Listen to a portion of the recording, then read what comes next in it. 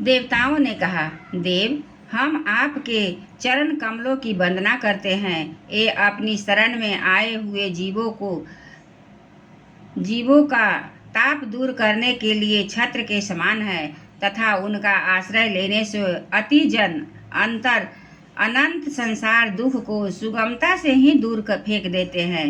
जगत कर्ता जगदीश्वर इस जगत संसार में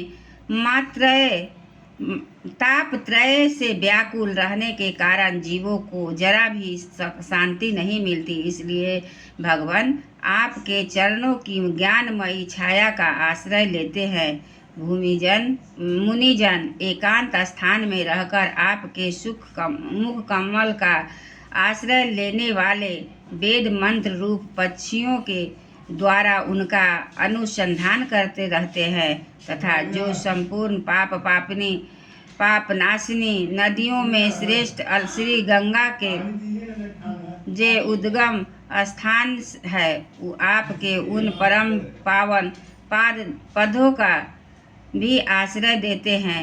हम आपके चरण कमलों की इस चौकी का आश्रय ग्रहण करते हैं जिसे भक्त जन श्रद्धा और श्रवण कीर्ति नांदिक रूप भक्ति से परिमार्जित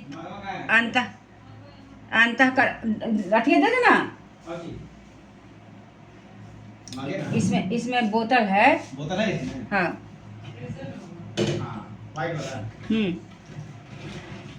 ठंडा है पूरा, दे दो। भक्ति से परिमार्जित अंतःकरण के धारण करके वैराग्य पुष्ट ज्ञान के द्वारा परम धीर हो जाते हैं। आप संसार की उत्पत्ति, स्थिति और संहार के लिए ही अवतार लेते हैं। अतः हम सब आपके उन चरण कमलों की शरण लेते हैं जो अपना स्मरण करने वाले भक्त जनों को अभय कर देते हैं। जिन पुरुष का देह गेह और उनसे संबंध रखने वाले अन्य तुच्छ पदार्थों में अहंता ममता का दृढ़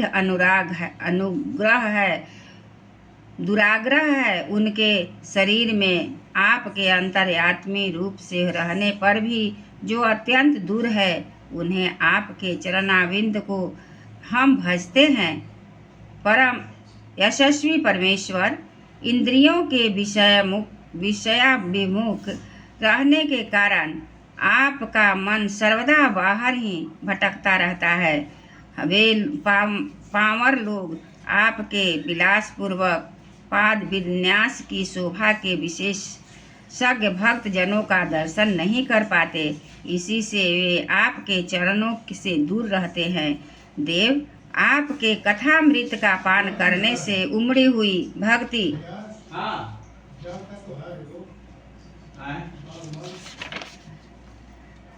कारण जिनका अंतःकरण निर्मल हो गया है, वे वैराग्य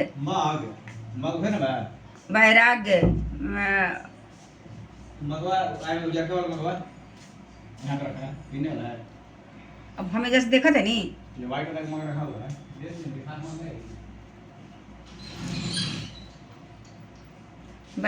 अरे ये से पनीर दे दो ना मगवा, तुम्हें जब पनीर रखा है नहीं का इन मगवा से दे दो ना जी।